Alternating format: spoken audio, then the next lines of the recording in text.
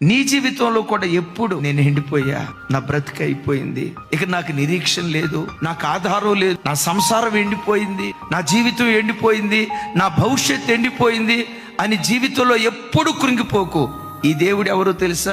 ఎండిన చెట్టును, మోడుబారిన చెట్టును పచ్చని చెట్టుగా మార్చగలిగిన శక్తివంతుడైన దేవుడు. అయితే కొన్నిసార్లు నీ పరిస్థితి షండునులాగా ఎండిపోయినట్లుగా కనపడొచ్చు. నీవేం చేయాలో తెలుసా? పాత నిబంధనలో ఆ షండులు విశ్రాంతి దినాన్ని ఆచరించేవాళ్ళు. ఈ క్రొత్త నిబంధన కాలంలో ప్రతి క్రైస్తవుడు పునరుద్ధానపు దినాన్ని ఆచరించాలి.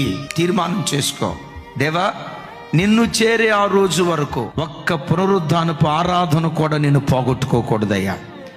ఆరోగ్యం సహకరించకపోయినా ఆ బలహీన స్థితిలోనే మీ మందిరానికి వచ్చి ఏదో ఒక మూలను కూర్చొని గోడగా అనుకొని స్తోత్రం అంటా కూర్చుంటా, కానీ నీ సన్నిధిని నేను విడిచిపెట్టనయ్యా, విడిచిపెట్టను.